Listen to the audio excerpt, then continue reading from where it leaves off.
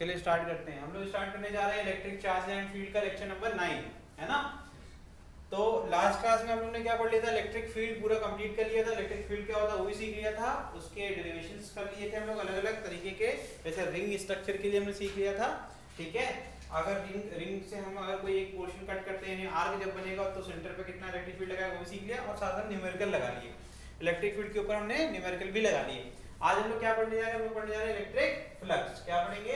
Electric flux, ठीक। अभी electric flux क्या होता है पहले सीखेंगे फटाफट। इलेक्ट्रिक फ्लक्स के पहले हमने क्या पढ़ा था, इलेक्ट्रिक फील्ड लाइन, है ना। इलेक्ट्रिक फील्ड लाइन पढ़ी थी कि नहीं पढ़ी थी? हमने सीखा था कि पॉजिटिव चार्ज क्या करता है, पॉजिटिव चार्ज अपने से क्या करता है, रेडियली आउटवर्ड। वर्ड क्या यूज कर रहा हूं, रेडियली आउटवर्ड। तो हम कहते हैं एक इमेजिनरी स्फेरिकल नाम होता है चार्ज, कैसा होता है, स्फेरिकल चार्ज होता है। स्फेरिकल मतलब कैसा होता है, ये धरती का आकार है, स्फेरिकल, ठीक है। स्फेरिकल आकार का होता है, तो स्फीयर में तो एक रेडियस भी त्रिज्या भी होता है, तो रेडियस के अलोंग मतलब रेडियस जैसे जितने रेडियस बना सकते हो बनाओ। अब उसी रेडियस की दिशा में बाहर की तरफ क्या करेगा, एक इलेक्ट्रिक फील्ड लाइन ये एमिट करता है, इसी कहते हैं ना इलेक्ट्रिक फील्ड लाइन। और नेगेटिव चार्ज क्या होता है, सेंटर की तरफ रेडियस वाली रेखा पर इलेक्ट्रिक फील्ड लाइन आपकी होगी। नेगेटिव चार्ज पॉजिटिव, और दोनों को साथ में करके हमने अलग अलग फिगर बना लिए थे। हमने ये भी सीख लिया था क्या क्या प्रॉपर्टी होती है इलेक्ट्रिक फील्ड लाइन की, राइट। हमें पता है कि इलेक्ट्रिक फील्ड लाइन अगर हम ड्रॉ करेंगे तो उसके किसी भी पॉइंट पर अगर हम टैंजेंट ड्रॉ करेंगे तो हमें डायरेक्शन ऑफ इलेक्ट्रिक फील्ड मिल जाएगी उस बिंदु पर। समझ में आया? याद आ रहा, रिकॉल कर रहे हैं, नहीं कर पा रहे हैं तो रिवीजन करिए, आपके पास वीडियो लेक्चर है, ठीक। आज हम आगे बढ़ते हैं। तो अब इसी इलेक्ट्रिक फील्ड लाइन की बात होगी। कहते हैं इलेक्ट्रिक फ्लक्स क्या है, कहते हैं इलेक्ट्रिक फ्लक्स जिसको फाई से डिनोट करते हैं किसी भी इलेक्ट्रिक फील्ड का, कह रहे हैं कि ये वो वैल्यू है जो कि पास हो रही है किसी सरफेस से। कहते हैं कि आपने एक सरफेस रख दिया, मान लीजिए इस तरीके से हमने एक प्लेट बना दी, ठीक है, एक सतह बना दी जिसका क्रॉस सेक्शन एरिया कितना है, हमने कह दिया इसका क्रॉस सेक्शन एरिया क्या है, s। हमने कहा क्षेत्रफल कितना है, s। तो हमने कहा कि इलेक्ट्रिक फील्ड, हमने इसको इलेक्ट्रिक फील्ड में प्लेस कर दिया। मान लो कि हमने क्या कर दिया बच्चे, हम ये मान लो ये हमारा पेपर है, ठीक है, ये पेपर हमने क्या किया, ये मेरा सरफेस हो गया। मैंने कहा कि इलेक्ट्रिक फील्ड लाइन, ये पेन क्या रिप्रेजेंट करती है, इलेक्ट्रिक फील्ड को। मैंने कहा ये देखो टिप इसका डायरेक्शन को रिप्रेजेंट करता है, तो ये इस तरफ से जा रही है इलेक्ट्रिक फील्ड, ये बाहर था, देखो अभी चली गई इलेक्ट्रिक फील्ड, क्या इसके ऊपर से जा रही है, नहीं। क्या इससे कट होके निकल रही है, नहीं। इसके अंदर से होके नहीं गुजर रही। लेकिन अब देखो मैं क्या करने वाला हूं, अब मैंने इसको बीच में रख दिया, तो मैं इसको ले आकर के इसके सामने रख रहा हूं। अभी टकरा रही है, नहीं टकरा रही है, यानी इलेक्ट्रिक फील्ड से होकर के गुजरेगी। तो एक इलेक्ट्रिक फील्ड लाइन है, ऐसे ही 10 अलग अलग इलेक्ट्रिक फील्ड से होकर, तो कहते हैं जितनी इलेक्ट्रिक फील्ड लाइन से होकर गुजरेंगी, ध्यान रखना, उसकी संख्या को ही कहते हैं इलेक्ट्रिक फ्लक्स। अगर 10 होंगे तो कहेंगे 10 नंबर ऑफ फील्ड लाइन पास कर रही हैं तो 10 हो गया इलेक्ट्रिक फ्लक्स। लेकिन यही डेफिनेशन है? नहीं, ये आधी डेफिनेशन है। पूरी डेफिनेशन क्या है, उसमें कंडीशन बोला गया कि जो पास हो रही हैं, ठीक है, वो जो पास हो रही है इलेक्ट्रिक फील्ड लाइन वो परपेंडिकुलर डायरेक्शन वाली ही काउंट होंगी। मतलब अगर अभी जो मैंने तुम्हें करके दिखाया, मैंने आपको दिखाया ये सरफेस के परपेंडिकुलर डायरेक्शन में जाए तब तो ठीक कहा मैंने, तब तो ये परिभाषा काम कर रही। लेकिन सोचो एक एंगल पर, सोचो इस तरीके से इधर से आ रही है और इसको एक एंगल पर कट कर रही है। देखो ये एक एंगल बन रहा है कि नहीं बन रहा है, ये परपेंडिकुलर नहीं, परपेंडिकुलर ये होगा, परपेंडिकुलर ये नहीं होगा। एक एंगल पर कट कर रही है तो क्या इलेक्ट्रिक फ्लक्स नहीं होगा? तब भी होगा, लेकिन तब एक कंपोनेंट होगा। तो हम कहेंगे कि हमने सीखा हुआ है वेक्टर में, हमने क्या सीखा, इलेक्ट्रिक फील्ड क्या होती है, एक वेक्टर क्वांटिटी होती है। तो हमने सीखा हुआ है कि जब भी एक वेक्टर किसी एक एंगल पर होता है, ठीक, एक एंगल पर होता है तो उसके दो कंपोनेंट हो सकते हैं, एक होगा e cos थीटा, एक क्या होगा कि नहीं होगा। तो क्या बोला कि यार जो cos कंपोनेंट है, देखो ना ध्यान से, कह रहे हैं कि देखो अब सीखने वाली बात है। मैंने कहा इस तरीके से एक एंगल पर, अब कैमरे वालों के लिए देखिए एक एंगल बन रहा है, ठीक, एक एंगल बन रहा है, तो आपको पता आपको क्या चाहिए, आपको चाहिए परपेंडिकुलर कंपोनेंट, आपको चाहिए ना परपेंडिकुलर कंपोनेंट। तो अब इसके लिए क्या बोला कि ये तो बड़ी प्रॉब्लम हो गई, ये एंगल कहां से बनाएंगे, तो यहीं से इंट्रोड्यूस होता है एरिया वेक्टर। मैंने वेक्टर पढ़ाया है ना, तो मैंने अलग अलग प्रकार के वेक्टर बताए हैं आपको। तो पूरे एरिया को एक वेक्टर से रिप्रेजेंट किया जा सकता है, जो कहते हैं एरिया वेक्टर, जो कि हमेशा सरफेस के परपेंडिकुलर होगा, सरफेस के परपेंडिकुलर। समझ में आ रहा है कि नहीं आ रहा है? तो जब हम अब डायग्राम को दूसरे तरीके से बनाएंगे, अब हम डायग्राम रीड्रॉ कर रहे हैं। देखो अब हमने इसको हॉरिजॉन्टली रख दिया, हमने इस पेपर को लिटा दिया। क्यों लिटाया? कि हमारी सहूलियत के हिसाब से हो जाएगा, समझ में भी आ जाएगा।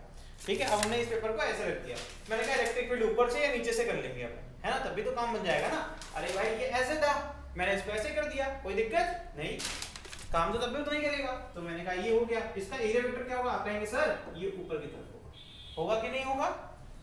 अब मैंने कहा एक एंगल पे इलेक्ट्रिक फील्ड पास हो रही है, एक एंगल पे बना दिया, कोई दिक्कत, एक एंगल बन रहा है कि नहीं बन रहा है बेटा, बन रहा है ना। अब अंदर की तरफ भी हो सकता है और बाहर की तरफ भी हो सकता है।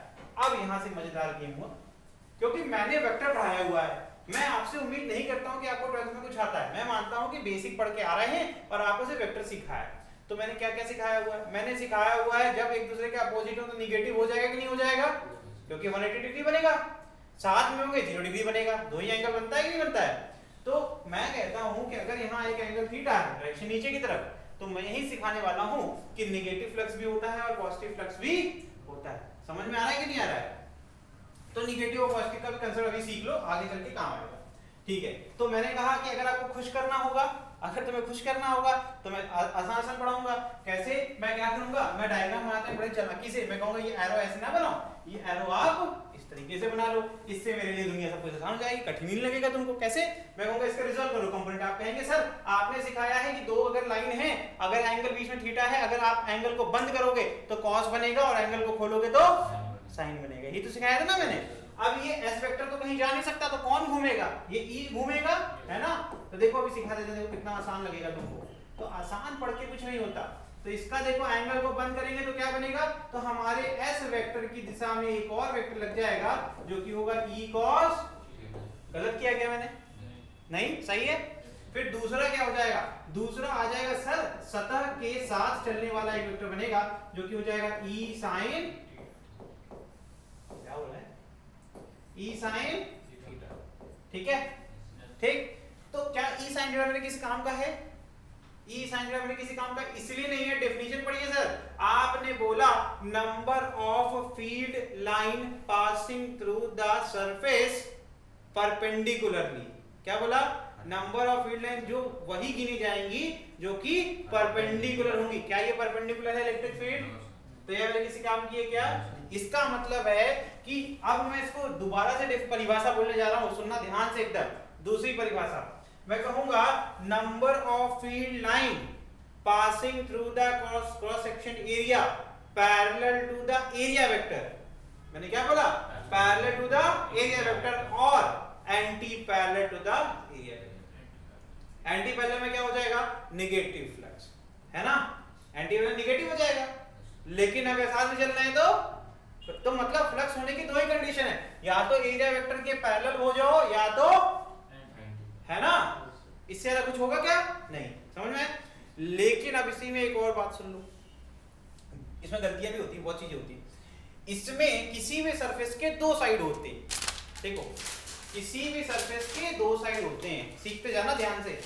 अब अगर ये इसको प्लेस करेंगे किसी फील्ड के अंदर, ये नेगेटिव फ्लक्स वाला जो कंसेप्ट है बहुत ही शानदार है, उसको कंफ्यूज होने की आवश्यकता नहीं है अनटिल अनलेस आप कुछ डिस्टर्ब कर रहे हो मेरे कंसेप्ट को। कंसेप्ट को जैसे बता रहा हूं वैसे रखोगे कभी गड़बड़ नहीं होगा, लेकिन अभी मैं बताऊंगा क्या करने से गड़बड़ हो सकता है, वो भी सीख लो। अभी इसको बीच में रख दिया तो इसके दो फेस हो गए, एक इधर और एक इधर, ठीक। तो सुनो ध्यान से मैं क्या कह रहा हूं, मैं कह रहा हूं इधर से इनकमिंग है, इधर से आउटगोइंग है कि नहीं है। तो क्या एरिया वेक्टर ऊपर ही हो सकता है, क्या नीचे नहीं हो सकता। एरिया वेक्टर का कांसेप्ट ये होता है जितने सरफेस होंगे उतने एरिया वेक्टर, सही है भाई, ठीक है।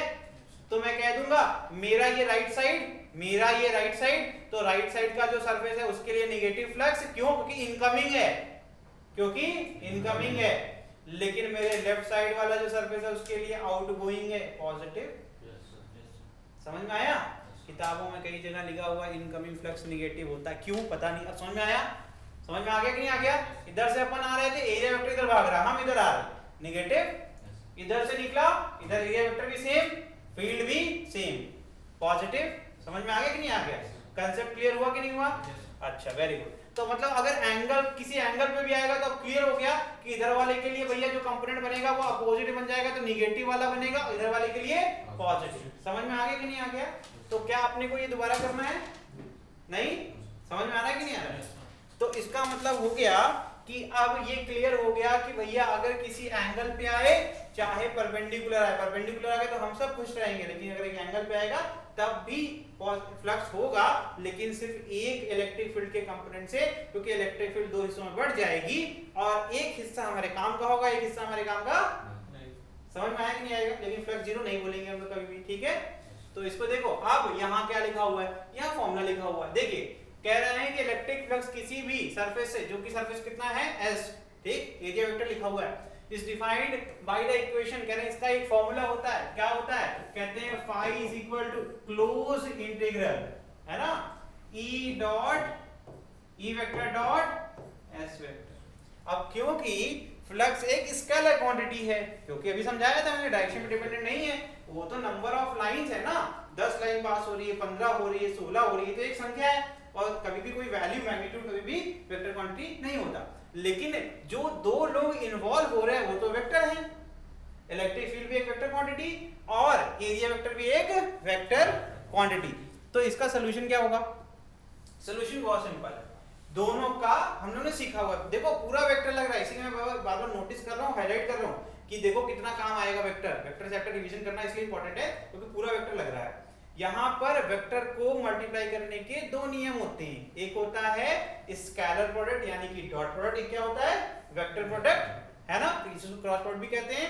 तो हमें पता है दो स्केलर क्वांटिटी का अगर डॉट प्रोडक्ट करते हैं तो हमें एक, दो वेक्टर क्वांटिटी का अगर हम डॉट प्रोडक्ट करते हैं तो क्या मिलता है? एक स्केलर। तो हमें चाहिए स्केलर, हमारे पास है वेक्टर, तो हमें क्या करना पड़ेगा?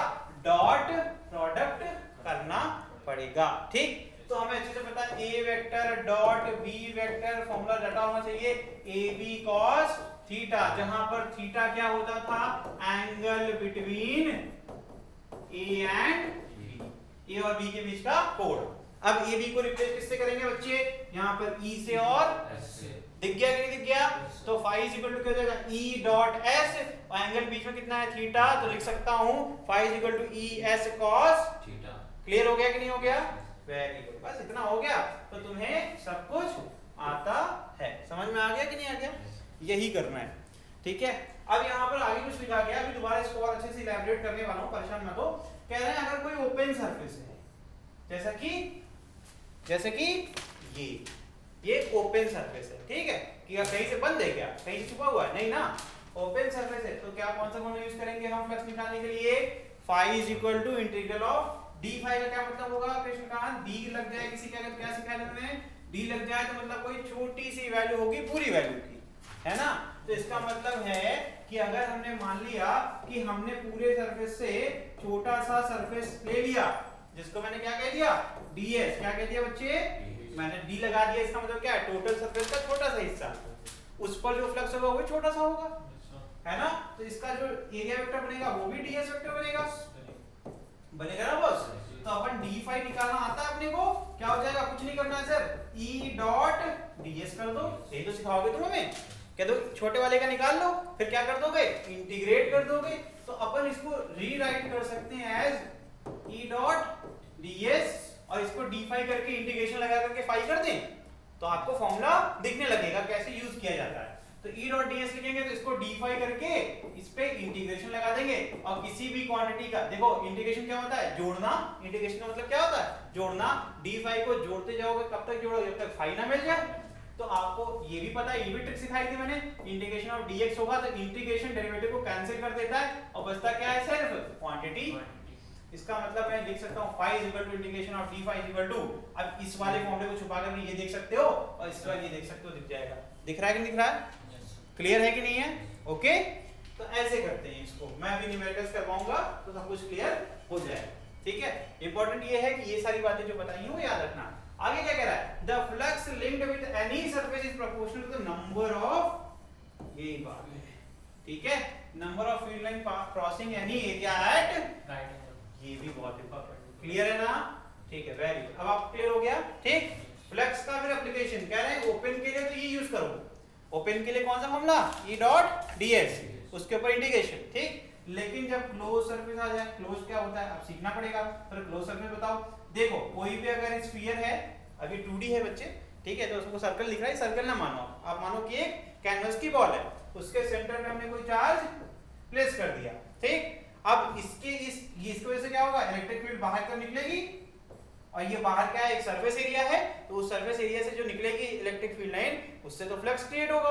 तो कह रहे हैं ऐसे क्लोज सरफेस को सॉल्व करने के लिए हमारे पास दो फॉर्मूले, एक तो E डॉट ds वाला, ठीक है, एक होता है गॉस थ्योरम। क्या होता है? Gauss theorem. गॉस साहब ने सिखाया हमें, जिसको गॉस लॉ भी कहते हैं। क्या होता है? गॉस साहब ने बताया कि अगर कोई भी क्लोज सरफेस हो, उन्होंने कहा बड़े बड़े इंटीग्रेशन करने की जरूरत ही नहीं है। उन्होंने क्या बोला कि आपको बड़े बड़े इंटीग्रेशन करने की कोई जरूरत नहीं है, आप ये कैलकुलस वाला मेथड भूल जाओ, हम आपको सिखाते हैं कैसे होगा। तो उन्होंने बोला कि जो टोटल फ्लक्स होता है किसी भी बंद सरफेस के अंदर, यानी कि स्फीयर हो गया, क्यूब हो गया, समझ में आ रहा है, क्यूबॉइड हो गया, जैसे ये रूम हो गया, ये बंद रूम है ना, तो ऐसे सरफेसेस के लिए अगर आपको इलेक्ट्रिक फ्लक्स कभी भी निकालना हो,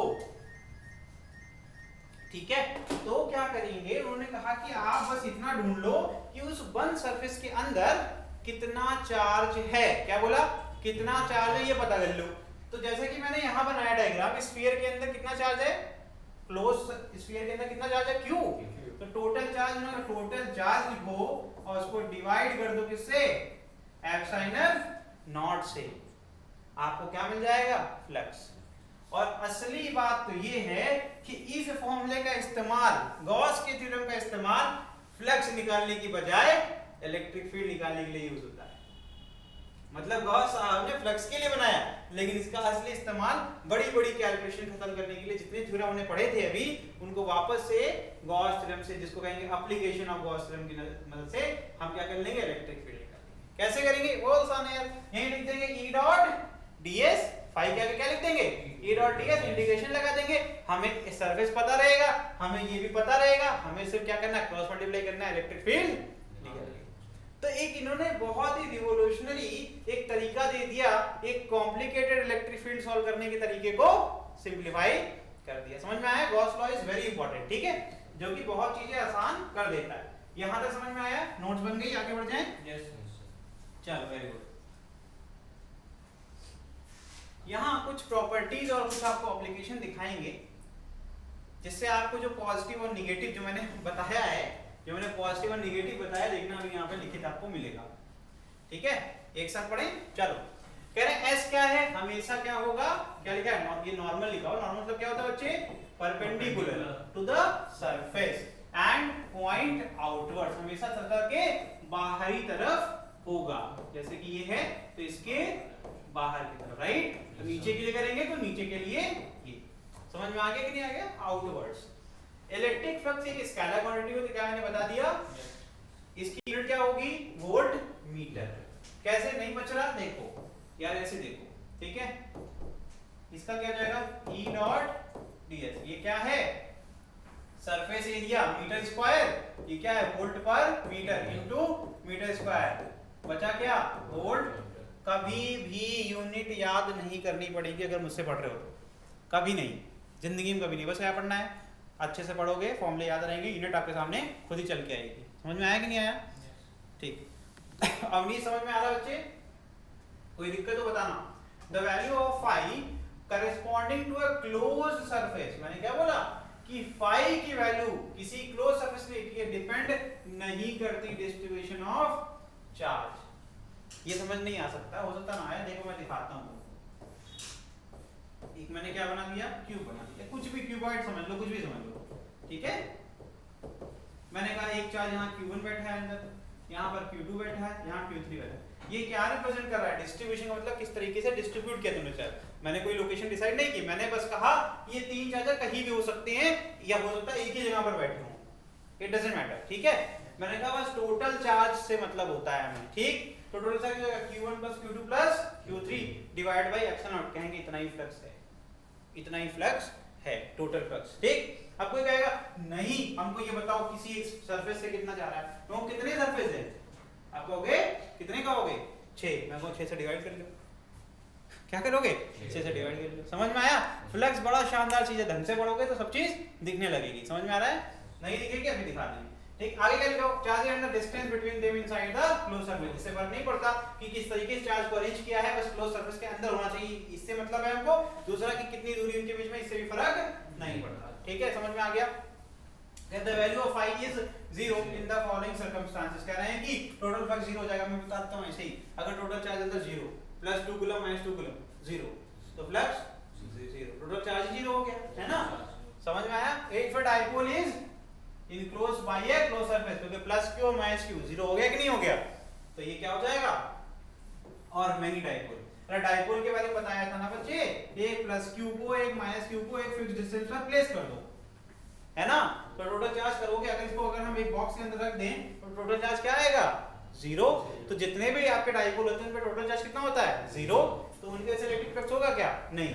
तो ये तो लिखा हुआ है, कहना अगर कोई डाइपोल है, एक डाइपोल या फिर ढेर सारे डाइपोल, उनकी वजह से क्लोज सरफेस फ्लक्स कितना होगा? 0। समझ में आ रहा है ना अच्छे से? ओके, एक ही बार में याद करके कर जाइए, दोबारा पढ़ने में तो नहीं, आसान टॉपिक है। एक डायग्राम बना हुआ बगल में, उस पे भी ध्यान जाना चाहिए अभी थोड़ी देर बाद, ठीक है? कह रहे हैं मैग्नीट्यूड ऑफ पॉजिटिव, क्या लिखा हुआ है? Magnitude of positive and negative charge are equal inside a close surface. बात दोनों एक ही कर रहे हैं, ये भी टोटल चार्ज कह रहा है 0, ये भी कह रहा है टोटल चार्ज 0। समझ में? अलग अलग तरीके से। इसमें क्या होता है, डाइपोल इसलिए अलग लिखा जाता है क्योंकि डाइपोल हमेशा एक पेयर में चलता है। यहाँ पेयर में नहीं चलने की बात हो रही है, यहाँ पे कह रहे हैं कहीं पर ही पड़े हैं, बस टोटल करने पर 0 हो जाए, तब भी फ्लक्स 0। कह रहे हैं कोई चार्ज नहीं है, तब तो बातें खत्म हो गई। ये तो पहला नियम है कि चार्ज होना चाहिए, चार्ज ही नहीं है तो कहाँ से फ्लक्स होगा, ठीक है? तो ये तीनों केसेस हैं, ये समझा देते हैं, चलो ठीक है? देखो, एक सिलेंडर में कितने सरफेस होते हैं? एक सिलेंडर में, एक सवाल मैंने जनरल बात पूछी, एक सिलेंडर में कितने सरफेस होते हैं बताओ? 6 सरफेस होते हैं एक सिलेंडर में। एक सिलेंडर में 6 सरफेस होते हैं। ये पाइप एक सिलेंडर है जिसपे ये कैमरा है ना? जरा मुझे दिखाओ बेटा 6 सरफेस, जिंदगी में नहीं देखा हमने, पहली बार देखेंगे, बताओ 6 सरफेस कहाँ है इसमें? एक ये हो गया जिसको पकड़ा है मैंने, और क्या होगा? एक ऊपर हो गया, एक नीचे हो गया, बाकी 3 कहाँ हैं? वो 3 दिन ले आओगे अभी, है? ये भैया क्या कर रहे हैं? ये तुम्हारी गलती नहीं है। मेंसुरेशन नामक एक, सरफेस एरिया एंड वॉल्यूम नामक एक एनसीईआरटी में चैप्टर हुआ करता था, लेकिन कोविड में नहीं पढ़ा, है ना? उसमें ही तो सिखाया जाता है। कोई नहीं, तुम्हारी गलती नहीं है, और सामने बना भी है सामने बना भी था मजेदार बात क्या है, इसमें बीएस भी दिखा रखा हमने तब याद ना में। एक को कहते हैं सीएसए, क्या कहते थे? सीएसए। कोई बात नहीं पढ़ा, सुन लो। एक होता है कर्व्ड सरफेस एरिया, जितने भी कर्व वाले पार्ट होते हैं उनको एक एज सरफेस एरिया माना जाता है, ठीक है? एक होता है आपका, बताओ हाँ क्या? टीएसए टोटल सरफेस एरिया होता है। जो कर्व नहीं होते उनको कहते हैं सरफेस एरिया टॉप या फिर बॉटम, ठीक है? टॉप सरफेस एरिया और जो आपका बॉटम, ये सिंपल सरफेस एरिया फ्लैट होते हैं, ठीक?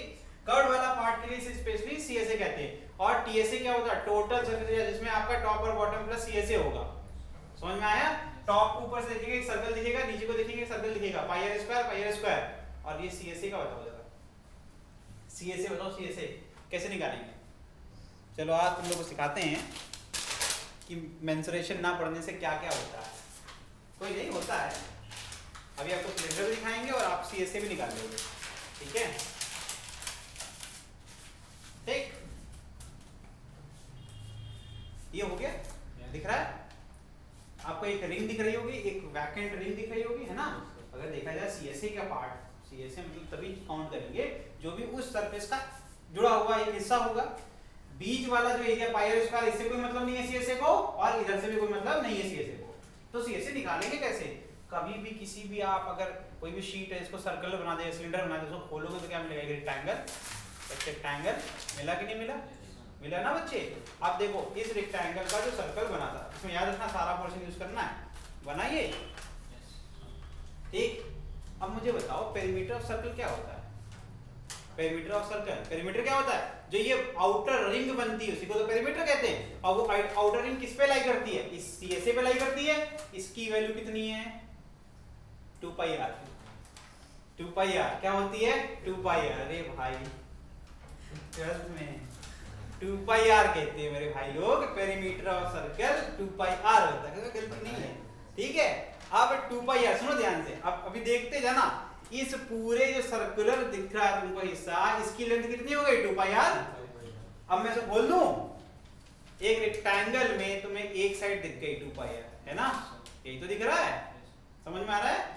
अब अगर मैं कह दूं कि ये जो 2 पाई आर तुम देख रहे हो, ठीक है, अभी 2 पाई आर तुम देख रहे हो साथ साथ में, अब इसकी ये कितनी है, विड्थ कितनी है या हाइट कितनी है, आप कहोगे कोई एल मान लो या एच मान लो, अरे कुछ लंबाई होगी ना या हाइट होगी, ठीक है।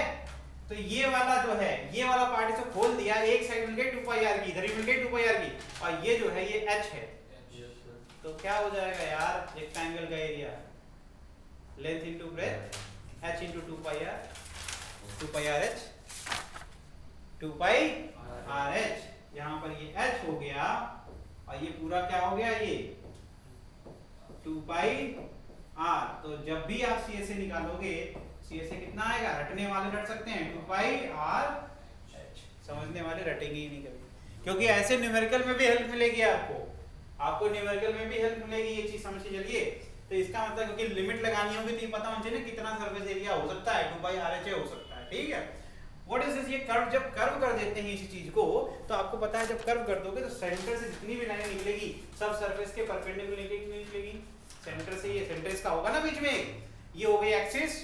अब एक्सिस से कनेक्ट करेंगे कोई बाहर की तरफ तो क्या आएगा, हमेशा परपेंडिकुलर लाइन होगा कि नहीं होगा। अब जिसको नहीं आता सुनते जाओ, ये 10वीं आपने पढ़ी नहीं इसलिए नहीं आ रहा है, टीचर खराब नहीं है ये मत कहना देखो सेंटर है ये भाई, ये सेंटर से पास होने लाइन को क्या कहते हैं, एक्सिस ऑफ सिलेंडर, क्या कहेंगे, एक्सिस ऑफ, ठीक बड़े भाई लोग, जितने भी सरफेस होंगे, जितने भी पॉइंट लाई करते हैं सर्कल पे, सब परपेंडिकुलर होते हैं रेडियस के, ये जान लो, नहीं पता सुन लो, याद कर लो, ये पढ़ाने का टाइम नहीं है।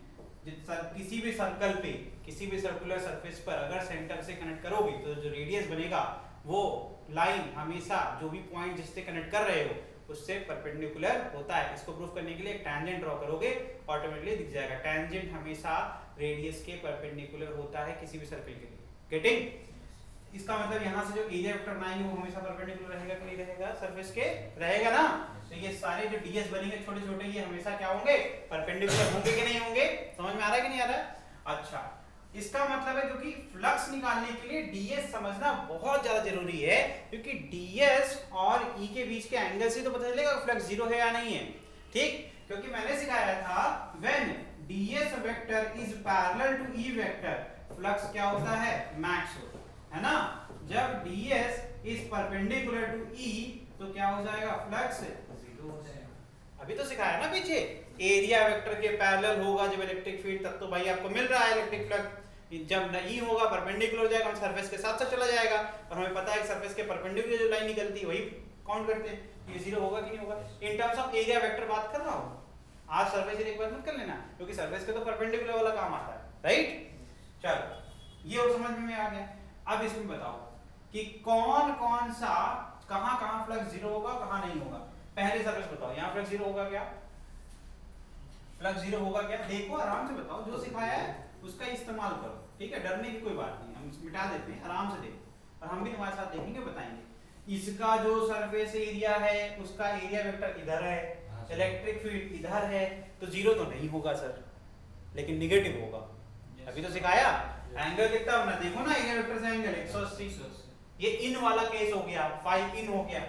यहां देखो क्या हो रहा भैया, यहां पर एरिया वेक्टर इधर, इलेक्ट्रिक फील्ड भी इधर, पैरेलल हो गए। आपने सिखाया था मैक्सिमम, है ना भैया, सही है कि नहीं है। लेकिन जब इस वाले भाई के पास जाते हैं, इस बेचारे को तो रोता रहता है हमेशा, कहता है इलेक्ट्रिक फील्ड हमेशा मेरे सरफेस के पैरेलल चली जाती है ना, और एरिया वेक्टर के परपेंडिकुलर हो जाती है ना। फिर से एक बार पेपर बनाएं, कह रहे हैं कि इलेक्ट्रिक फील्ड हमेशा कैसे ये क्या चाहता है, ये चाहता है कि इसको कट करते हुए निकले ना, ये चाहता है ऐसे हमको कट करके निकल जाए। लेकिन होता क्या, अभी दिख रहा है तुमको, इधर से इंटर कर रही है, इधर से इंटर कर रही है और इधर से निकल जा रही है। तुम मुझे बताओ ये इसके है सरफेस के परपेंडिकुलर या पैरेलल है, सरफेस के पैरेलल है, यानी कि एरिया वेक्टर के परपेंडिकुलर होगा। सरफेस के पैरेलल यानी कि एरिया वेक्टर के परपेंडिकुलर, गेटिंग। और जब एरिया वेक्टर के परपेंडिकुलर होगा तो फ्लक्स कितना होगा, यानी सीएसए वाले पर क्या फ्लक्स होगा, क्या नहीं, जीरो। समझ में आया कि नहीं है। तो जब इसको डिराइव करते हैं तो लिखते हैं phi1 plus phi2 plus phi3 is your total flux, जहां phi2 किसको रिप्रेजेंट कर रहा है, सीएसए वाले सरफेस को, ये क्या हो जाएगा आपका जीरो, ठीक है। तो कह देंगे phi1 और phi3 ये आपके जो है फ्लक्स को इंक्लूड कर रहे हैं। समझ में आया, एक आपका इन है, एक आपका आउट। समझ में आया कि नहीं आया। अब ओके हो गया, तो एक और चीज प्रूफ कर दूं, क्या प्रूफ कर देते हैं। मैं कहता हूं कि जितना इन होगा उतना ही आउट होगा, हेंस प्रूफ भी हो गया। कैसे? EDS cos 180, यहाँ 180 बन रहा है angle, EDS cos 0 cos 180 is -1, तो ये माइनस EDS बन गया और यहाँ बन जाएगा प्लस EDS, कैंसिल आउट हो गया। सही बात तो है, जितना आया उतना चला गया। समझ में आ गया कि नहीं आ गया? तो हर चीज आपको बता दी है मैंने। आगे बढ़ जाएं क्या? चलो वेरी गुड, कर लीजिए ड्रॉ। तो अब मैं तुमसे पूछना, चलो ड्रॉ करने से पहले टोटल फ्लक्स 0 होगा क्या? टोटल फ्लक्स 0 होगा क्या? झटके से पूछ रहा हूँ, ये भी बताया जस्ट नहीं? क्यों? अभी बताया phi in is equal to phi out, और phi in is negative, it is positive, यहाँ तो 0 ही है, तो टोटल फ्लक्स तो हमेशा 0 रहेगा।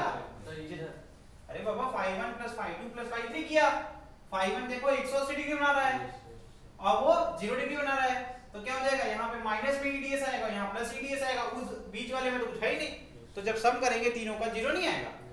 आएगा क्या? क्लियर हो रहा है क्या? अब एरिया के हिसाब से लिखते हैं, ठीक है? इसको इसका कुछ नाम दे दें क्या? तो लिख दो फिगर 1, ठीक है? अब यही समझ लेते हैं यार, आगे क्या पढ़ेंगे यही पढ़ लो, ठीक है? फॉर फिगर 1, ठीक है? phi 1 इज इक्वल टू क्या हो जाएगा सर? E डॉट S कर लीजिए सर, यही तो करेंगे, और S का मतलब ES cos थीटा, और थीटा कितना है भाई? थीटा 1 कर देते हैं इसको। थीटा 1 कितना है भाई? 180 डिग्री, है ना? ये हो जाएगा सर ES, सरफेस एरिया निकालने आता है सर, रेडियस दिया होगा फिगर में, निकाल लेंगे पाई r स्क्वायर, तो मैंने कहा पाई कैपिटल R स्क्वायर, और cos 180 कितना हो जाएगा? cos 180 हो जाएगा -1, तो इसका मतलब ये आंसर कर लिखते हैं minus pi r square E, यही तो लिखेंगे ना? अरे -1 into pi r square, circle का रेडियस एरिया हो गया, और इलेक्ट्रिक फील्ड जो तुम पास कर रहे हो, तो phi 1 की वैल्यू कितनी आ गई? phi 1 is equal to minus pi capital R square E, यही तो है ना भैया? ये निकाल दिया हमने तुम्हारे लिए, कुछ दिक्कत है? नहीं।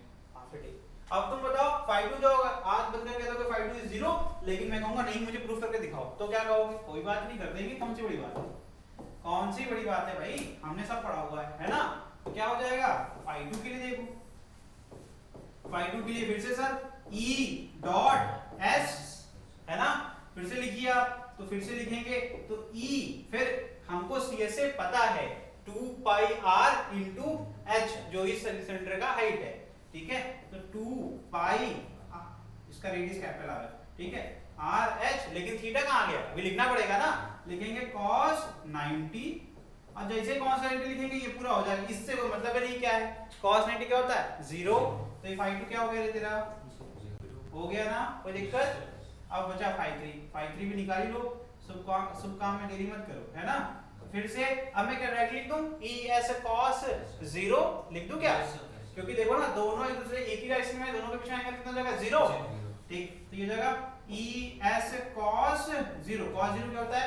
1 प्लस 1, क्या होता है? प्लस 1, तो इसका मतलब मैं इसको लिख सकता हूं plus pi capital R square E, इसका मतलब phi 3 और phi 2 में बस इतना अंतर, phi 1 में इतना अंतर है, एक पॉजिटिव और एक नेगेटिव है, इसका मतलब phi टोटल निकालेंगे तो 0 आ जाएगा। समझ में आया कि नहीं आया? ये हो गया हेंस प्रूफ, ठीक है? तो phi total will always be 0। आगे बढ़े?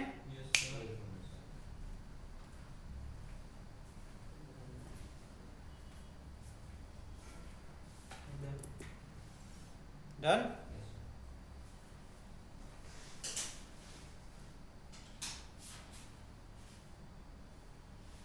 अरे ये हमने यहाँ पे लिखा हुआ, तो हमने तो कर दिया ना प्रूफ, क्या करोगे?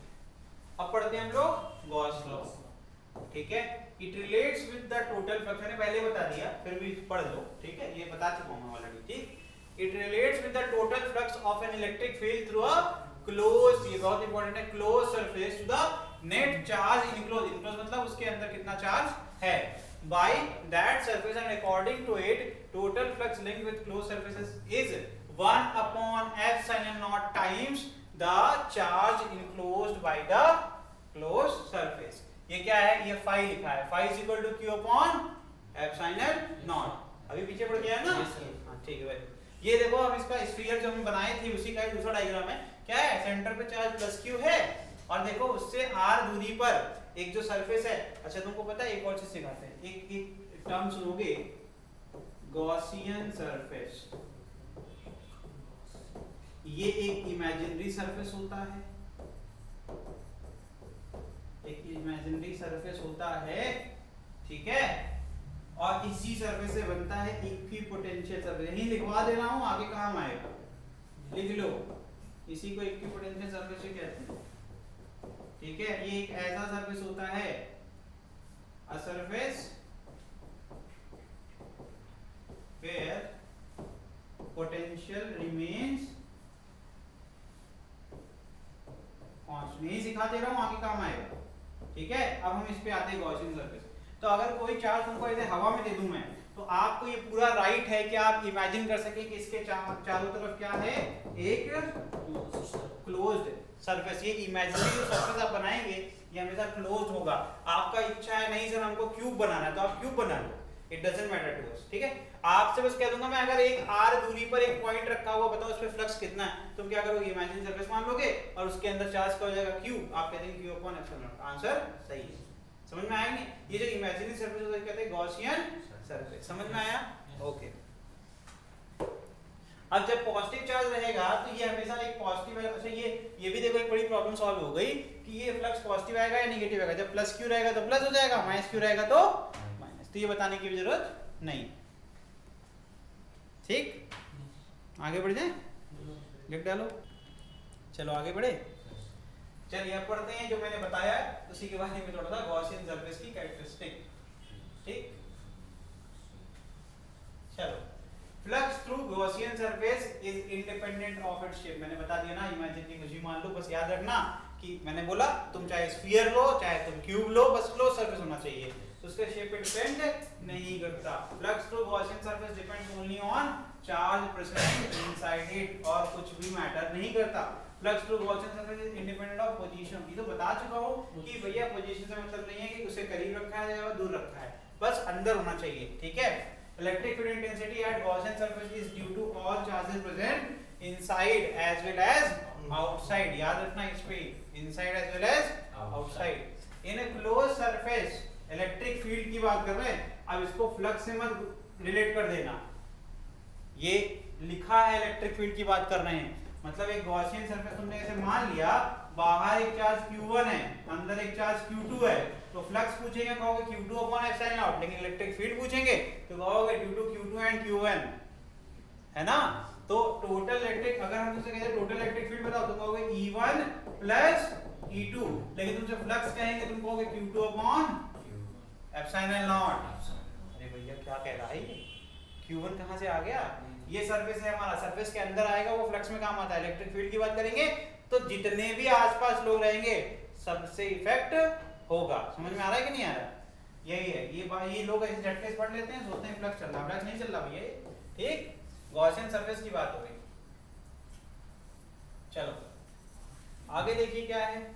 इन a close surface incoming flux is taken negative. मैंने बता दिया I think, phi in negative phi out positive. देखो इतने अच्छे टीचर है तुम्हारे। In a Gaussian surface total क्या हो जाएगा, 0 phi is equal to 0 does not imply E is equal to 0। ये बहुत बेसिक अच्छी बात है। टोटल चार्ज यार प्लस क्यू माइनस क्यू करके हम 0 कर सकते हैं, नहीं इलेक्ट्रिक फील्ड 0, ये कहना बड़ा मुश्किल है। समझ में आ रहा है कि नहीं आ रहा है? क्योंकि हम तो मैग्नीट्यूड लेके चल रहे हैं, हमें क्या पता अंदर फील्ड है। जैसे कि एक डायपोल रख दो तो उसकी इलेक्ट्रिक फील्ड तो सेटअप होगी ना, लेकिन जब भी हम फ्लक्स देखेंगे तो टोटल फ्लक्स क्या दिखेगा, 0। तो फाई 0 इसका मतलब ये नहीं है कि इलेक्ट्रिक फील्ड 0, लेकिन इलेक्ट्रिक फील्ड अगर 0 है तब तो फ्लक्स 0 होगा ही होगा। समझ में आया कि नहीं आया? ये बात है, ठीक है। आगे क्या कह रहे हैं देखो। If a closed body not enclosing any charge is placed in electric field either uniform या फिर नॉन यूनिफॉर्म। जैसे मान लो एक स्फीयर को उठा के, जिस पे कोई चार्ज नहीं, उठा के हमने एक फील्ड के अंदर प्लेस कर दिया, जैसे कि यहाँ पर हो रहा है, ठीक है। टोटल फ्लक्स लिंक्स बिटवीन, ये तो हमेशा 0 कैसे बताएं, कैसे पता है बताओ? अभी पढ़ा था phi in is equal to phi out, और फाई टोटल क्या हो जाएगा, phi in plus phi out, और ये क्या हो जाएगा, अभी प्रूफ किया था कहाँ, सिलेंडर में। समझ में आया? उस पे कोई चार्ज नहीं था, उसके सिलेंडर के अंदर कोई चार्ज नहीं था, मैं राइट ही हूँ ना, मेरी इस तरफ उधर चला जाता दिक्कत होती। लिंक कंटेंट, हाँ ये पढ़ लेते हैं अच्छे से एक बार, ठीक है। ये अच्छा एग्जांपल बन रहा है क्योंकि अंदर कोई चार्ज नहीं है, ये इलेक्ट्रिक फील्ड बाहर से कहीं से आ रही है, टोटल फ्लक्स किया था, निकाल कैलकुलेट किया, क्या आया 0। समझ में आया कि नहीं आया? कह रहे हैं कि ऐसा कोई भी बॉडी जिसके अंदर कोई चार्ज प्रेजेंट नहीं है, अगर हम कभी भी उस पर टोटल फ्लक्स निकालेंगे वो हमेशा क्या आएगा 0 आएगा। गुड हो गया। चलिए कह रहे हैं अगर कोई क्लोज बॉडी है, इनक्लोज करती है चार्ज q को, तो टोटल फ्लक्स जो है बॉडी से उसकी वैल्यू होगी q upon epsilon not. Gauss का स्टेटमेंट है। कह रहे हैं इसी एक्सप्रेशन से ये क्लियर होता है कि flux link with close body is independent of the shape. Translation सही है? सीधे ट्रांसलेशन ठीक है कि पढ़ के ट्रांसलेशन अच्छा है? मैंने सीधे ट्रांसलेट कर दिया ना, ठीक है। कह रहे हैं और उसके साइज पे भी डिपेंड नहीं करता है, और पोजीशन ऑफ चार्ज उसके अंदर कहां रखा है ये भी फर्क नहीं पड़ता है। बात ठीक है? कोई दिक्कत? हाँ। तो कह रहे हैं अगर कोई एक केस है जिसमें सिमेट्रिकली क्लोज बॉडी है, सिमेट्रिकल का मतलब क्या होता है? अगर कहीं बी से कट कर दे तो ऊपर और नीचे एक जैसा दिखेगा, है ना? ठीक, with the charge q at its centre. कह रहे हैं उसी सेंटर पे क्या है भाई? चार्ज q रखा है। Flux link with each half. कह रहे हैं दोनों हिस्सों में जो आप बी से कट कर रहे हो, दो बीच में देखो इसको कट कर दिया, ये स्फीयर को कट कर दिया, तो ऊपर एक बना हेमिस्फीयर, नीचे बना एक हेमिस्फीयर ही होता है ना? सही बोल रहे हैं ना? अब प्रॉब्लम ये है ना कि इसमें इसलिए मजा है कोविड वाले मेंस्ट्रुएशन नहीं पढ़ा है ना? हेमिस्फीयर पूछ रहे हैं होगा कि नहीं होगा? हेमिस्फीयर कुछ और कहते हैं, सेमी स्फीयर कहते हैं। जैसे सर्कल को सेमी सर्कल हो गया तो सोचते होगे कि स्फीयर को सेमी स्फीयर नहीं, हेमिस्फीयर होता है। ठीक है, कट कर दिया, ठीक है। तो अब ये चार्ज बेचारा बीच में पड़ा है, ऐसे देसी दिमाग से पढ़ोगे तो देखो आसान लगेगा। फिर क्यू था बेचारे, क्यू को आधा काट दिया, आधा चला गया q/2 ऊपर, आधा चला गया q/2 फ्लक्स निकालो। देखो कितना आसान है। अब तुम इसको एक ही बार में आधा देखो, ठीक। तुम्हें जो सिखाया बस उतना सोचो, क्या होगा? Flux is equal to q by total charge enclose q/2 into epsilon naught 1/2 epsilon naught. तो q/2 एप्सिलॉन आया कि नहीं आया? तुम चाहे एक बार टोटल फाई निकालो और फाई को 5/2 ऊपर और 5/2 नीचे करो, तब भी वही आंसर मिलेगा। और जो मैंने ट्रिक सिखाई उससे भी आंसर हमेशा सेम मिलेगा। बस बात याद रखना, ये ध्यान रखना, ये ना भूल जाना, चार्ज सेंटर पे होगा तब, चार्ज सेंटर पे होगा तब। सोचो चार्ज यहाँ था ही नहीं। सुनो अब मजेदार बात है, मजा तब आएगा जब ये रट के जाएंगे, ये वाली ट्रिक रट के जाएंगे और ध्यान नहीं देंगे कि सबने मतलब चार्ज सेंटर पे होगा। अब क्या ध्यान रखो, अब बेचारे कट करके निकाल दो। पहले तो आता q अपॉन एप्सिलॉन नॉट, जब कट करके निकालेंगे तो यहाँ भी लिख देंगे q अपॉन 2 एप्सिलॉन नॉट, तो भी लिख देंगे। रट्टाफिकेशन में गलती कैसे हुई? क्योंकि तुमने ये नोटिस नहीं किया इस वाले पोर्शन में तो है ही नहीं चार्ज। जब कट कर दोगे तो ये पूरा हिस्सा अलग हो गया, इसमें चार्ज हो गया 0। तो अगर सेंटर पे नहीं है और सिमेट्रिकल बॉडी है और सेंटर पे प्लेस नहीं है चार्ज, तो अगर तुमने हाफ किया तो इट इज नॉट इंपॉर्टेंट, ये हो ही नहीं सकता कि it is very important to know कि ये हो सकता है, जैसे चांस की ये चांस है कि आपके जिस हिस्से में होगा चार्ज उसी हिस्से में फ्लक्स होगा और सेम फ्लक्स हो जाएगा, क्योंकि फ्लक्स शेप पे डिपेंड नहीं करता। ठीक है, बस उसने कहा है कि क्लोज होना चाहिए, तो हेमिस्फीयर भी एक क्लोज्ड बॉडी होती है। समझ में आया कि नहीं आया? ये बहुत ही इंपॉर्टेंट बात मैंने आपको बता दी, ठीक। लेकिन अगर सेंटर पे तो चिंता करने की कोई बात नहीं है, आधा आधा कर दो, ठीक। यहाँ पर भी आधा ऊपर आधा नीचे, यहाँ पर भी आधा ऊपर आधा नीचे। और कुछ बचा क्या? ये वाला भाई बचा, हाँ ये बड़ा इसको काट दो इस बीच से, एक तरफ होगा एक तरफ, बस सिमेट्रिकल के लिए बात है, सच है और किसी के लिए सच नहीं, ठीक। So in case symmetrical close body with charge क्या लिखा हुआ है? हाफ, क्या हो जाएगा 1/2 phi e, ठीक है। And the symmetrical close body has an identical faces with the point charge q at the center, flux linked with each phase will be nth times 1/nth times। समझ में आया कि नहीं है? मैंने ये बोला है कि ऐसी कोई बॉडी जिसके n अलग अलग फेसेस हैं, जैसे क्यूब है इसमें 6 फेसेस होते हैं ना, ये वाला, ठीक। ये सेंटर पे प्लेस्ड है, ठीक। ये सेंटर है, ये इसका सेंटर है। कितने फेस है? 1 2 3, इसके एक पीछे 4 नीचे और पीछे। समझ में आया ना? तो कह रहे हैं n की वैल्यू कितनी हो गई? इस वाले केस में n की वैल्यू कितनी हो गई? n की वैल्यू हो गई sir 6। Total flux inside this close body will be equal to phi total is equal to q upon epsilon naught। लेकिन for each faces there is 6 faces, तो फॉर ईच फेसेस क्या बोला गया है? n से divide कर दो, यही तो है ना भैया। फॉर ईच फेसेस क्या हो जाएगा? phi f is equal to q upon epsilon naught into 1/6। ठीक है भैया, आसान है कि नहीं है? बस यही है, ठीक, ये हो गया इसका। तो 6 से उसके हो जाएगा। आसान लगा सब कुछ? आगे बढ़ जाएं। तो ये भी सीख रहे सिमेट्री के लिए वर्क करता है आधा वाला, और nth के लिए क्या हो जाएगा, जितने फेजेस होंगे उतने कर लो, ठीक है, n से डिवाइड कर दो, ठीक। और नॉन सिमेट्री के लिए वर्क नहीं करता, ठीक, वो भी सिखा दिया।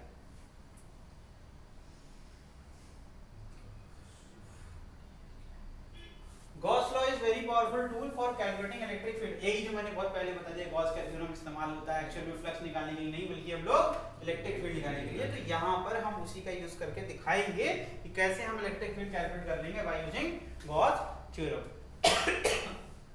तो हमने कहा, सीधे मैं आ रहा हूँ, ये आपका होमवर्क है, पढ़ लेना। क्या लिखा हुआ यहाँ से, ये यहीं से पढ़ना, बाकी सब तो आपको आता है, मैंने सब बता दिया है इसलिए मैं छोड़ रहा हूँ। एक बार रीड करना, सुनी मेरी बात सुनी हुई समझ में आ जाएगी, ठीक है।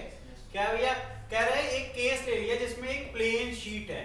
मैंने क्या बोला, एक प्लेन शीट। प्लेन शीट तो अभी दिखाई थी, ठीक, प्लेन शीट के दो हिस्से सिखा दिए थे, एक तरफ दूसरा इधर, ठीक। अब ये प्लेन शीट है, ठीक है। कह रहे हैं जिसपे चार्ज पे हमने डेंसिटी, अब चार्ज डेंसिटी सिग्मा जानबूझ के दिया क्योंकि आपको सिखाया हुआ है किसी भी सरफेस टोटल चार्ज क्यू है तो सरफेस अपॉन एरिया, ये तो सिखाया था ना, ठीक, वेरी गुड। तो मतलब सब आता है, कोई टेंशन नहीं है, ठीक। कह रहे हैं इलेक्ट्रिक फील्ड, अब इस शीट के कारण, अब मैंने सिखाया ना, कोई भी चार्ज होता है तो अपने आसपास इलेक्ट्रिक फील्ड सेटअप करता है जिस पर वो इलेक्ट्रिक फील्ड लगाता है। मैंने मान लो यहाँ पर एक पॉइंट रख दिया, ये पेन मेरी एक पॉइंट हो गई, इस पर ये शीट लगाएगी नहीं लगाएगी, इलेक्ट्रिक फील्ड लगाएगी ना। हम लोग यही कैलकुलेट करने वाले, हम लोग यही कैलकुलेट करने वाले, ठीक है। कंसीडर है गॉसियन सरफेस, तो हमने क्या मान लिया कि हमने एक पॉइंट P ले लिया क्लोज टू गॉसियन, मतलब क्लोज टू शीट, ये जो शीट है हमारी, हमने एक गॉसियन सरफेस मान लिया in the form of pill box, ये पिल बॉक्स हो गया, ठीक है। पिल बॉक्स मतलब एक ऐसे हमने क्यूबॉइड बना लिया, ठीक है। अब इस तरीके से बनाया, ऑब्वियसली हमने अभी सीखा था कि हम गॉसियन सरफेस बनाते क्यों थे, जिस पॉइंट पे चाहिए होता है उस रीजन, उसी पॉइंट को लेकर के एक हम सरफेस बनाते थे, चाहे स्फीयर बनाएंगे चाहे क्यूब बनाएंगे, वो पॉइंट उसी सरफेस पे लाई करेगा ना, उसके ही किसी एक फेस पे लाई करेगा। तो हमने क्यूब बनाया, हमने कहा किसी एक फेस पे लाई करता है वो पॉइंट जिसमें हमें कैलकुलेट करना था, और अंदर क्या आ गया, ये शीट का वो चार्ज आ गया। समझ में आ रहा है कि नहीं आ रहा है, ठीक। अब कह रहे हैं और क्रॉस सेक्शन कितना, हमने कितना मतलब सरफेस कितना है, एस शोन इन फिगर।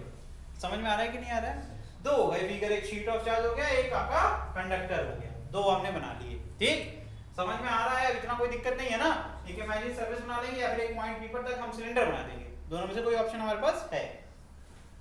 कह रहे जो चार्ज इनक्लोज होता है गॉसियन सरफेस से, वो कितना हो जाएगा, सिग्मा इनटू एस। कैसे पता, अरे Q अपॉन S है, यही तो होगा surface area of the sheet, sheet का सरफेस एरिया S मान लेते हैं, तो टोटल चार्ज कितना हो जाएगा, Q is equal to sigma into, कुछ गलत किया क्या?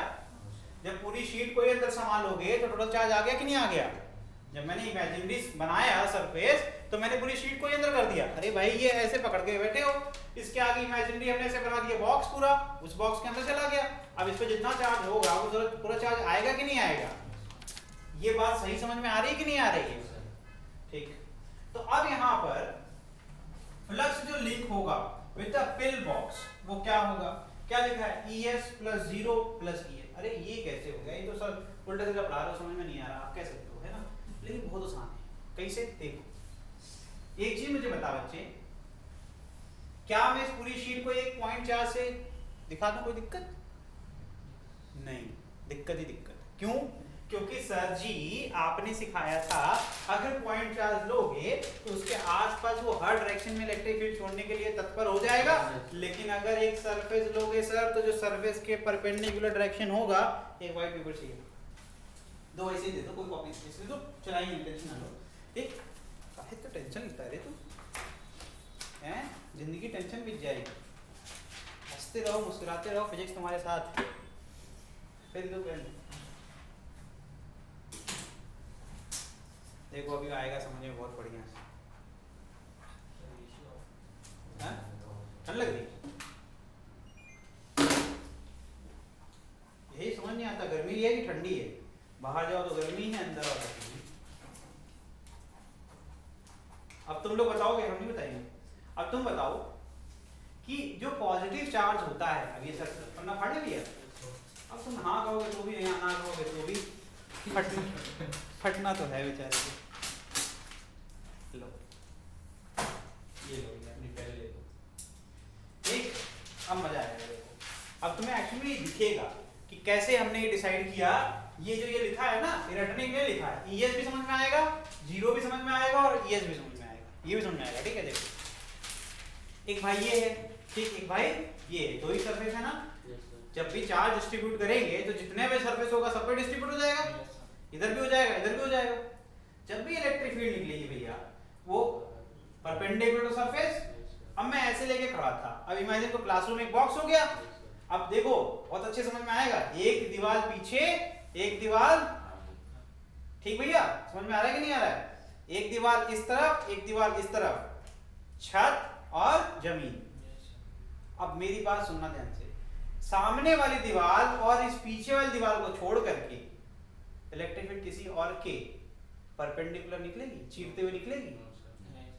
यहां से निकलेगी, सामने वाली दीवार को चीर देगी, यानी कि उसके एरिया वेक्टर के पैरेलल निकल जाएगी। यहां वाली इलेक्ट्रिक फील्ड इधर से निकलेगी, पीछे वाली दीवार को, ये स्क्रीन को चीरते हुए निकल जाएगी, और इसका जो एरिया वेक्टर होगा वो बाहर की तरफ होगा, बॉक्स के बाहर होगा ना, और उसके पैरेलल निकल जाएगी। अरे ES प्लस ES है ना भैया। अब देखो जरा, बेचारा छत, अरे आओ मेरे पास, कह रहा है हटो, पैरेलल निकल जाएंगे। दीवार, अरे भैया मेरे पास आओ, पैरेलल निकल गए। अरे इधर हमारे पास तो आ जाओ, निकल गए नीचे।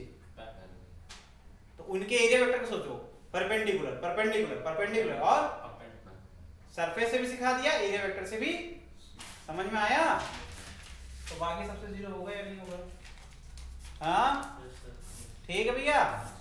अब ये मैंने क्यूब से सिखाया, अब फिर से सुनो। अब मैंने कहा नहीं ये फिगर बनाए, तो मुझे ये नहीं सिखा रहा हूँ, है ना। ये क्या है, इन्होंने कहा कि एक स्फेरिकल लो, सिलेंडर लो, सिलेंडर। इन्होंने क्या बोला, सिलेंडर चाहिए अपने को ऐसे नहीं चलेगा, चीटिंग नहीं चाहिए। उन्होंने कहा कि हमने इमेजिन किया छोटा सा DS ले लिया, हमने क्या लिया, छोटा सा DS ले लिया। DS के बेचारे के DS के दो, अब इसको गोला बनाओ, पेन दो भैया।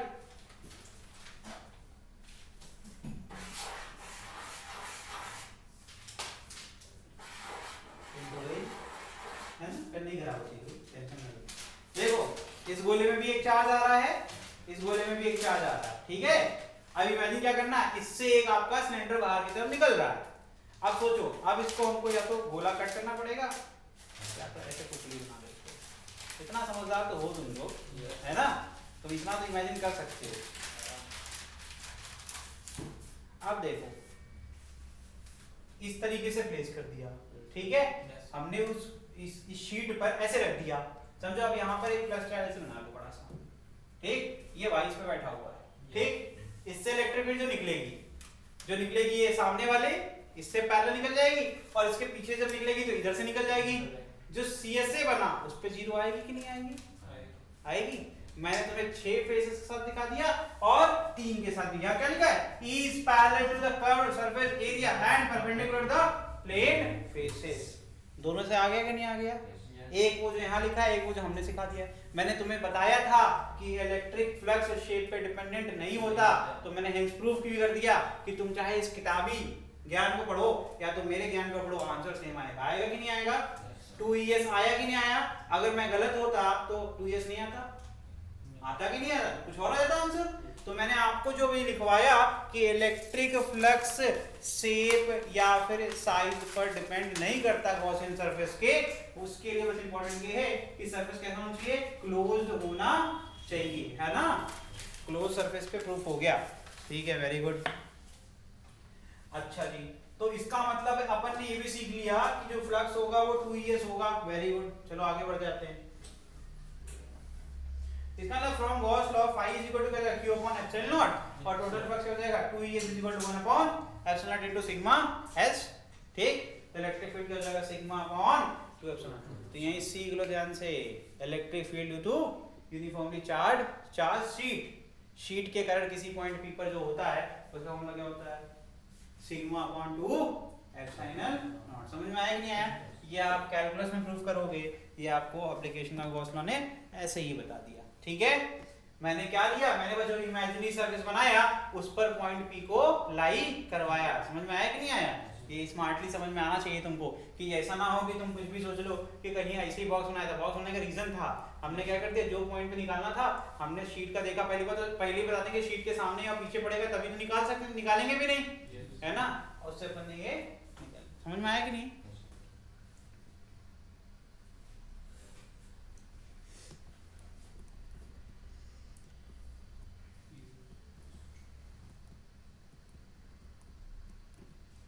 आगे बढ़े। Yes sir.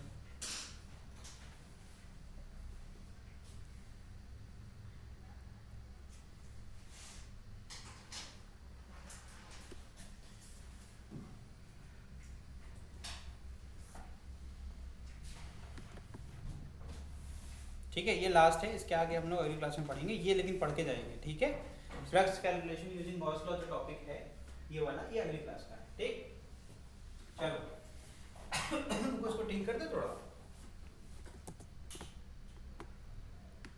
चलिए देखिए नेक्स्ट, अब एक और केस है। अगर मैंने बोल दिया इलेक्ट्रिक फील्ड क्या है, जीरो। मैंने क्या बोला, इलेक्ट्रिक फील्ड क्या है, जीरो। तो फ्लक्स क्या हो जाएगा, क्लियर है कि इस फॉर्मूले से कि जीरो होने वाला है ना। फ्लक्स क्या हो जाएगा, क्योंकि E डॉट ds होता है तो उसको जीरो होना तो बनना है ना, बनता है कि हो जाएगा। लेकिन क्यू जीरो हो जाएगा तो क्या होगा, तो यहाँ तो पहले तो क्लियर होगा कि E जीरो तो क्यू जीरो, ठीक है। लेकिन क्यू जीरो तो क्या हो जाएगा, E dot ds is equal to zero. Electric field यहाँ पर क्या बोला कि हो भी सकता है और नहीं भी हो सकता, डाइपोल के केस में। अगर कोई डाइपोल है, इसको क्लोज इनक्लोज कर दिया आपने, मतलब एक क्लोज सरफेस के अंदर डाइपोल प्लेस कर दिया, टोटल चार्ज हमेशा जीरो दिखेगा, लेकिन इलेक्ट्रिक फील्ड पे भी जीरो होगा क्या, नहीं होगा। ठीक है, electric field can not be equal to zero. ठीक, तो if instead of plane sheet of charge we have a charged conductor, then as shown in figure B E inside will be equal to zero. क्या बोला, इसको समझ लेते हैं भाई। ठीक, कह रहे हैं कि अब हमने ले लिया जो आपकी ये शीट थी, इसको हटा दो। अब हमने एक कंडक्टर ले लिया, क्या ले लिया, कंडक्टर। सीखो एक बात, चार्ज कंडक्टर में होता क्या है। देखो ये बात नहीं पता होती है लोगों को, तो हम बताते हैं। कोई भी कहीं पर भी लिखा है स्फेरिकली चार्ज कंडक्टर, कहीं भी चार्ज आ गया तो हमेशा याद रखिएगा चार्ज हमेशा सरफेस पे होता है, अंदर नहीं होता। तो इनसाइड इसका इफेक्ट क्या हो जाएगा, जीरो। समझ में आया। तो चार्ज कंडक्टर के केस में क्या हो जाएगा कि E inside electric field inside will be zero, तो flux inside will be equal to zero. समझ में आया कि नहीं आया, तो ये हो गया। तो फाई क्या होता है, ES होता है, hence in this case E is equal to क्या हो जाएगा, सिग्मा अपॉन एप्सिलॉन नॉट। तो उसके बाहर अगर पूछोगे तो बता देंगे कि भाई सिग्मा अपॉन, समझ में आ रहा है कि नहीं आ रहा है।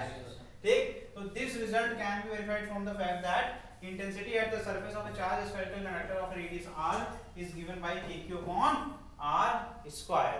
ठीक, और q is equal to क्या हो जाएगा, सिग्मा इनटू जो surface area of spherical conductor है, तो क्या जाएगा 4 pi r square. Surface area of sphere क्या होता है, 4 पाई r स्क्वायर। इसको नहीं आता लिख लो भैया, यहाँ पर सरफेस एरिया ऑफ स्फीयर क्या हो जाएगा, 4 pi r square, 4 pi r, ठीक है। समझ में आया। तो सिग्मा इनटू a कर दिया। तो so for a point close to the surface of a conductor E will be equal to क्या आ जाएगा आपका, kq upon r square. q की वैल्यू पुट कर दी बस, ठीक है, कोई दिक्कत।